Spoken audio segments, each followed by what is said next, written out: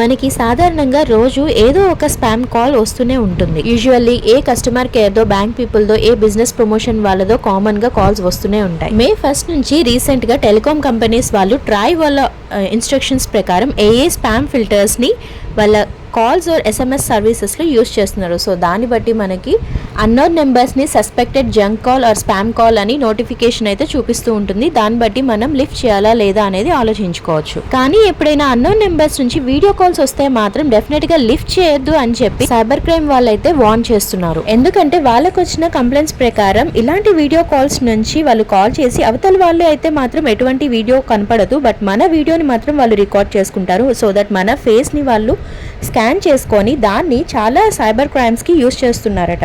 ఒక్కొక్కసారి ఇలాంటి unknown calls వాళ్ళు కస్టమర్ కేర్ నెంబర్ లాంటివే కాకుండా మనకి తెలిసిన సర్వీస్ నెంబర్స్ లాంటివి కూడా లైక్ మొబైల్ నెంబర్స్ని యూజ్ చేస్తూ ఉంటారు. సో ఇలాంటి కాల్స్ వచ్చినప్పుడు కాల్ లిఫ్ట్ చేయాలి అనుకుంటే కనుక ఇలా ఫ్రంట్ క్యామ్ని క్లోజ్ చేసి అప్పుడు మీరు వీడియో కాల్ని అటెండ్ చేయమని సజెస్ట్ చేస్తున్నారు.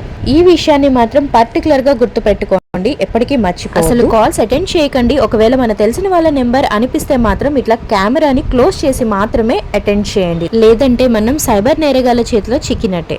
ఏ బిజినెస్ ప్రమోషన్ కాల్స్ అయితే ఓకే, బట్ మీకు ఏదైనా ఒక అనుమానం వచ్చిందంటే ఆ స్పామ్ కాల్ వల్ల మనకి ఏదో ఒక డేంజర్ కలుగుతుంది అని మనం ఈ స్పామ్ కాల్స్ని సైబర్ క్రైమ్ వాళ్ళకి రిపోర్ట్ చేయొచ్చు through telecom service provider TSP or government's Chakshu పోర్టల్లో రిపోర్ట్ చేయొచ్చు. sancharsati.gov.in క్లిక్ చేసి సిటిజన్ సర్వీస్ సెంటర్ ని క్లిక్ చేసి అక్కడ చక్షు పోర్టల్ ఆప్షన్ ని క్లిక్ చేయాలి. Click on the continue button to report the complaint and complaint related any of the medium like screenshot of calls or మెసేజెస్ని share చేయాలి. Next ఆ fraud కేటగిరీని select చేసి తర్వాత మన పర్సనల్ డీటెయిల్స్ని full name, date of birth and phone number ఇచ్చిన తర్వాత OTP అయితే సెండ్ చేస్తారు. సో వన్స్ ఆ OTP ఎంటర్ చేస్తే మన కంప్లైంట్ అనేది రిజిస్టర్ అవుతుంది. ఆర్ మనం DND యాప్ యూస్ చేసి కూడా ట్రాయ్కి మనం కంప్లైంట్ చేయొచ్చు.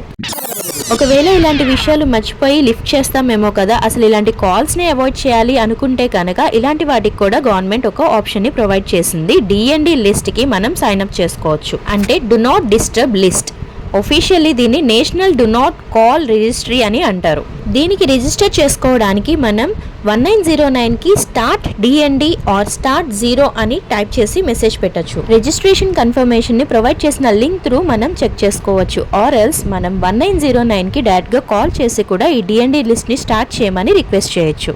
కాల్ ఆర్ మెసేజ్ లో రిజిస్టర్ అయ్యేటప్పుడు మనకి ఏ సెక్టర్ కాల్స్ అవాయిడ్ చేయాలి అనే ఆప్షన్స్ అయితే వస్తాయి. 7 సెక్టర్స్ ఉన్నాయి like banking, insurance, financial products, credit, next is real estate, education sector, health sector, consumer goods and mobile sector, communication sector, tourism and leisure sector. ఇలా complaint లో sector ని mention చేసి ఆ సెక్టర్ కాల్స్ ని మనం avoid చేయొచ్చు. ఒకవేళ మళ్ళీ మనకి కాల్స్ కావాలి ఆర్ ఎల్స్ ఈ సెక్టర్ కాల్స్ కాదు వేరే సెక్టర్ కాల్స్ చేయాలి అనుకుంటే కనుక 30 days వెయిట్ చేయాలి to make any changes for the complaint. లేదు ఆ సెక్టర్ కాల్స్ ఇంపార్టెంట్ ఆర్ ఈ రిజిస్ట్రేషన్ ని స్టాప్ చేయాలి అనుకుంటే send stop DND to 1909. So please save and share this information and stay tuned for more updates.